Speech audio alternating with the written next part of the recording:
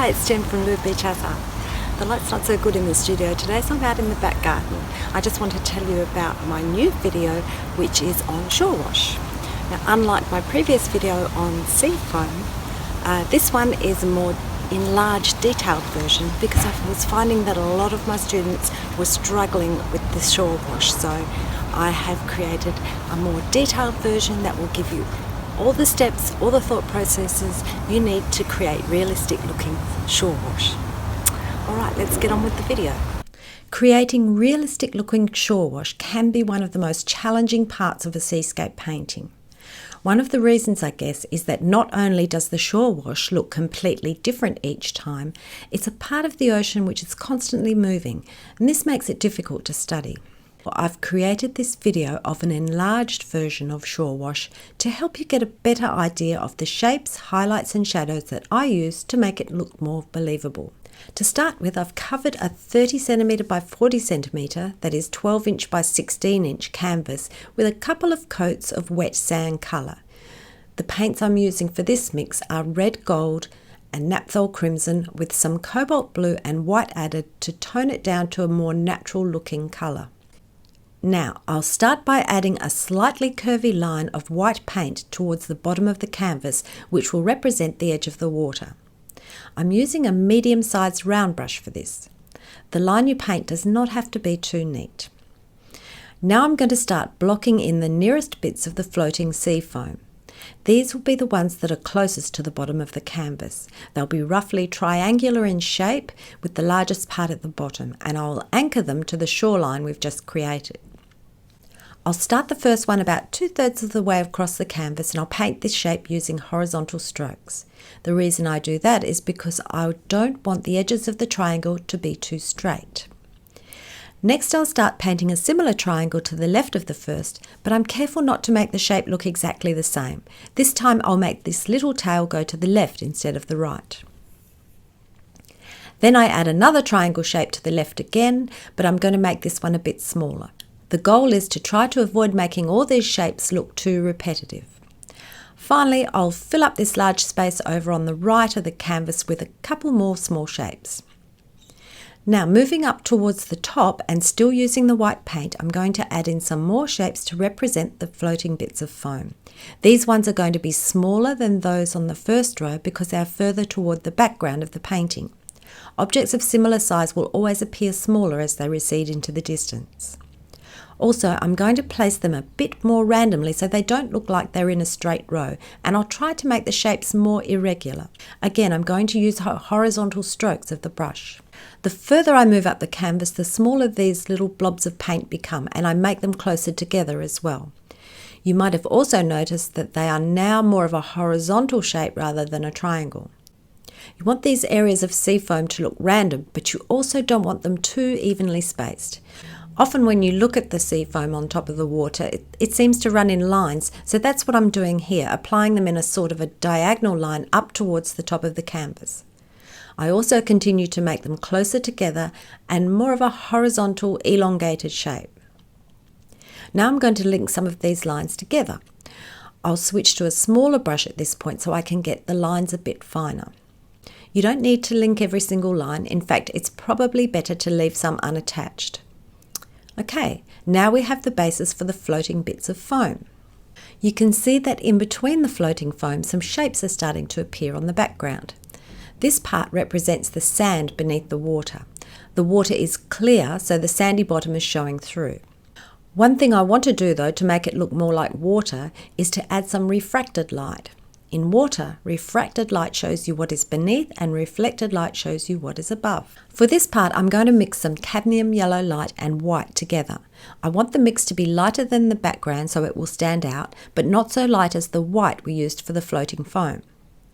I'm going to start at the top this time, filling in the sandy coloured shapes with some horizontal squiggly line patterns. It's kind of like working in reverse in that the lines at the top of the canvas are going to be thicker than the ones in the foreground at the bottom of the canvas. Once I reach the foreground, I want to make these lines quite thin and random in nature.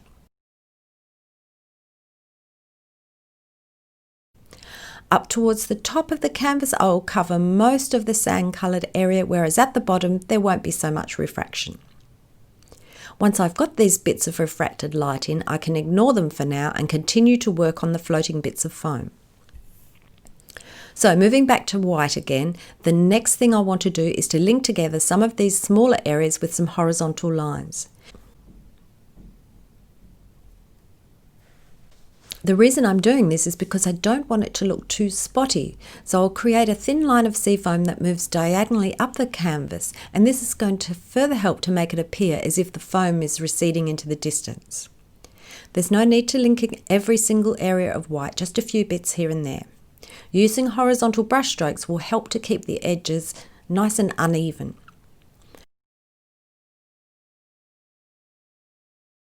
I can also use horizontal brush strokes like this to roughen the edges of some of the larger bits of floating foam in the foreground. I generally start where the foam is thickest and extend the white paint out, getting thinner and thinner until it reaches a point. Sometimes I'll link two parts together, and sometimes I'll just leave it a little bit short of actually joining up. Remember, the more random the shapes, the better. In some places I can thicken up the shoreline a bit as well. Okay, now it's time to add some shadows, starting with the shoreline. One of the first things you should do when creating a painting is to identify the direction of your light source. This is going to help you decide exactly where the shadows and highlights should be. In this painting, I've decided that the light source, the sun, is coming from the top right of the canvas. Therefore, a shadow will be cast onto the sand beneath the white sea foam at the very edge of the shoreline. The colour I'll use for this shadow will be similar to the colour we use for the sand background, but I'll add some more blue to the mix. The reason for this is that blue is the complementary colour to orange, and our sand colour is basically orange. The best way to make shadows for any colour is to mix that colour with a bit of its complementary. An important thing to remember here is that acrylic paint will go a little darker when it dries. Therefore, try to make your shadow colour a little lighter than you think you'll need. I suggest trying out a small bit first and allowing it to dry before deciding if you've got the tone right. Once you're happy with the colour, apply it in a thin line directly beneath the white foam shoreline we painted earlier. Try to match all the little curves in the line, as the shadow should be the same shape. Once you're happy with this shadow on the sand, it's time to add some in the water. So far, you probably wouldn't be able to tell that the white bits are floating on the top and the yellow bits are on the sandy bottom if I hadn't told you that. The way to show depth in shallow water is by adding a shadow that is being cast onto the sandy bottom by the floating bits of foam on the top. I'll use the same colour mix as I did for the shadow on the sand, and because the light is coming from the top right, I will add a shadow to the bottom and the left of each bit of floating sea foam. This is the part that's furthest from the light source. The further a shadow is from its corresponding bit of floating foam, the deeper the water will appear. So, as I'm starting in the foreground where the water is very shallow, I will apply the shadow right next to the white areas I painted earlier. Remember, it is at the bottom and left-hand edges of each one of these where the shadow should be applied. As the paint begins to dry, you can see already that the sea foam now looks like it is sitting above the sandy bottom. I'll continue to add shadows to the bottom and left-hand edges of all the rest of the sea foam right up to the top of the canvas. As we move closer to the top, the water will be slightly deeper, so the shadow can be slightly further away from each bit of foam. Now you can see that the sea foam looks like it is on top of the water and the refracted light looks like it's on the bottom. But what we can't see is the surface of the water. The surface of the water is going to be a reflection. Remember earlier I said that in water, refraction shows you what is beneath and reflection shows what is above. Well, in this case, what is above is the sky, so I'm going to add some sky colour to the surface of the water. We can't actually see the sky in this painting, but I'm going to assume it's blue. Therefore, I'll cover the surface of the water with a thin wash of ultramarine blue and white. This mix of paint should be very watery so it is transparent and doesn't cover up the previous painting. To apply this wash, I'll use a soft background brush. Mine is goat hair, but you could also use a synthetic flat brush. It's very important here to make sure your painting is completely dry underneath before you apply the wash. Otherwise, you're just going to smudge your existing work. Starting at the top, I'll gently brush the pale ultramarine blue mix across the surface of the canvas. As I move more towards the bottom, I want to fade it out. This is because as we begin to look straight down on the water rather than at it from an angle, the reflection of the sky will be less visible. In order to gently fade the blue out, I'll dip the brush in the water without adding any more paint and continue to work my way down the canvas. By the time I get to the water's edge, there should be very little blue left at all, just clean water. Again, remember that the paint is going to dry darker, so go a little lighter than you think you need. Now you can see that this has not only shown us the surface of the water, it's also enhanced the appearance of distance in our painting. The final thing I want to do on this shore wash is to make the floating sea foam look a little more three-dimensional. Therefore, I'll add some shadows and highlights to that as well. My favourite colour for the shadow side of white objects is blue. However, purple works well too. In this case, I've chosen blue because it will stand out best against the adjacent orange colour of the sand. Again, this is because they are complementary colours. Unlike when they are mixed together, complementary colours that are laid side by side will give maximum contrast. So now I will apply a mix of cobalt blue and white to the bottom and left-hand edge of each of the areas of floating sea foam. I've chosen to use cobalt blue this time instead of ultramarine because I don't want it to blend in too much with the wash we've just applied. Firstly, I'll start with the shoreline and apply the shadow just where the white of the foam and the cast shadow on the sand meet. Then I will continue on with the bottom and left-hand edges of all the other bits of sea foam.